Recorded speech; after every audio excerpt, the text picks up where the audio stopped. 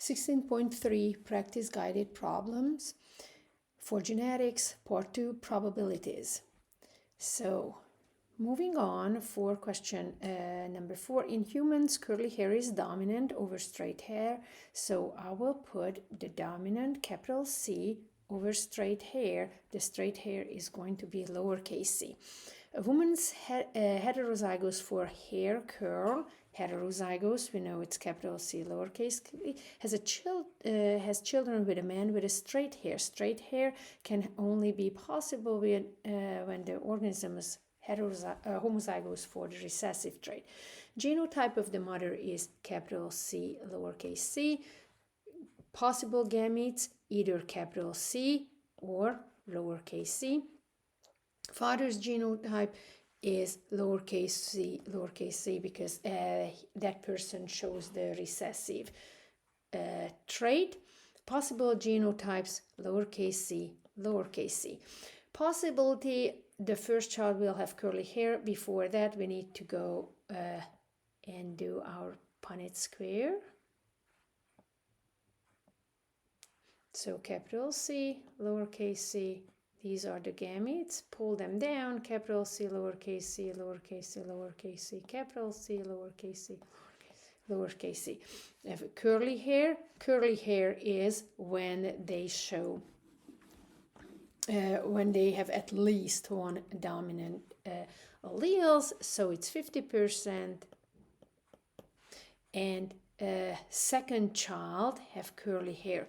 The second child's outcome is not affected by the first child outcome. They are independent from each other, so this is also 50%. Next one. Now here's list all the possible gametes for parents of the following genotypes. Up till now, we used only alleles that they are on the homologous chromosomes. Now we have two different alleles from each other. So let's say it means that they have one chromosome pair, and one of them contains a capital A, the other one contains lowercase a. Oops, you will not say that. And in here, the B is, let's say it's on another chromosome, on the squiggly chromosomes, and both of them recessive alleles on here. So the gamete production, it will be the independent assortment. So these homologous chromosomes will separate from each other through the process of meiosis. And how can they sort out? One way is it's going to be the capital A. This chromosome is going to go with the lowercase b. Oops.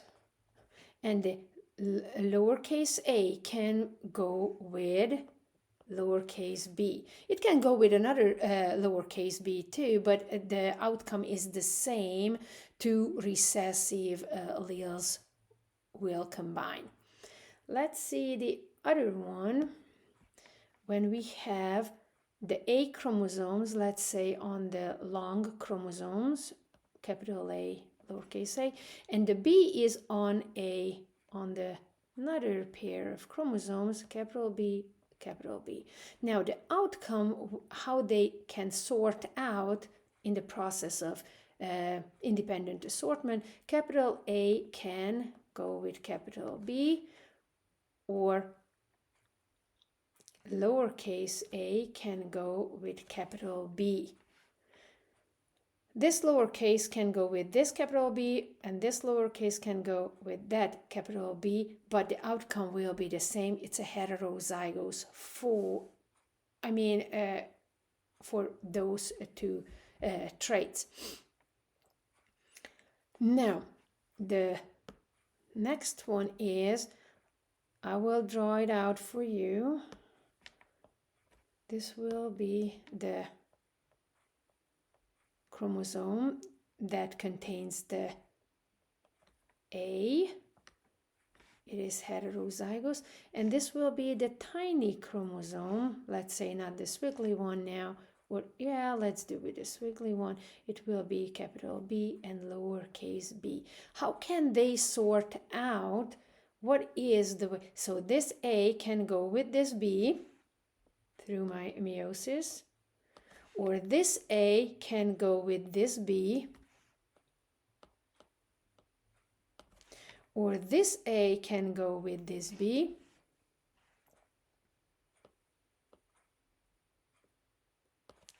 or this A can go with that B. So these are 4 different types of gamete production. Now for the next one, let's do with this A. I'm not going to draw it out now. The chromosomes can go with capital B, and the capital A can go with lowercase b, and that's the all variations. Now in here, in the next one, capital A can go with lowercase b, and that's all of the gametes, how they will turn out. And the last one is lowercase a with lowercase b. Now, what is the probability of getting the gamete AB from lowercase a, lowercase b from each of the following parents? Now, we have to, if you need to write this out, I'm totally fine with that. It can be capital A with lowercase b and lowercase a with lowercase b. So this is the variation of the gametes, so it's going to be 50%. Lowercase a capital B or lowercase a lower b. What is the probability to get this? Is 50% again. Capital A, the probabilities can be capital A, capital B, capital A, lowercase b, capital lowercase a, capital B, lowercase a, lowercase b, and the probability is 25% to have homozygous recessive for both alleles for the gamete. In here, the only way that they can assort is giving you lowercase a, lowercase b, and so the percent is 100% of the gametes going to turn out lowercase a, lowercase b. In here, there's 0% because we don't have any lowercase a's, we don't have any lowercase a's and lowercase b's, so there's 0% of the probability that the gamete will have lowercase a, lowercase b. So it's not going to happen. So the last question is in here, number 7.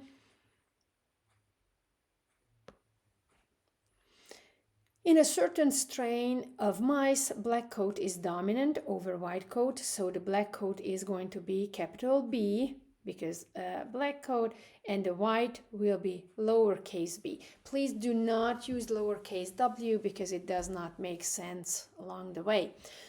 A female mouse has black fur, so we know that there of the parent one, I will just say, it's phenotype-wise, it's black.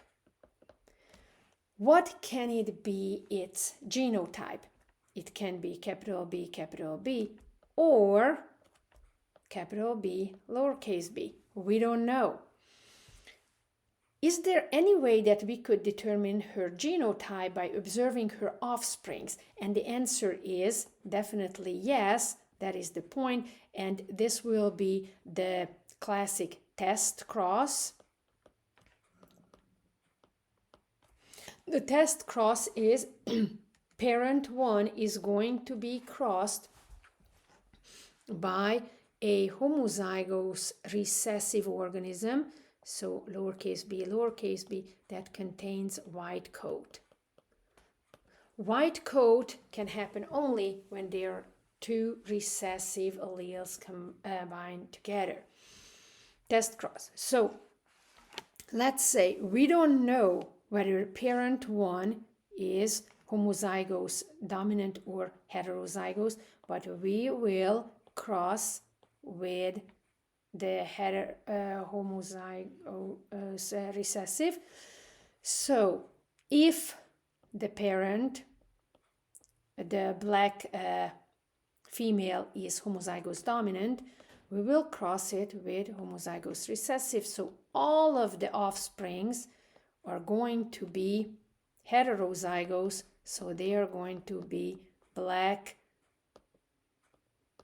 coated. Okay, so all of them.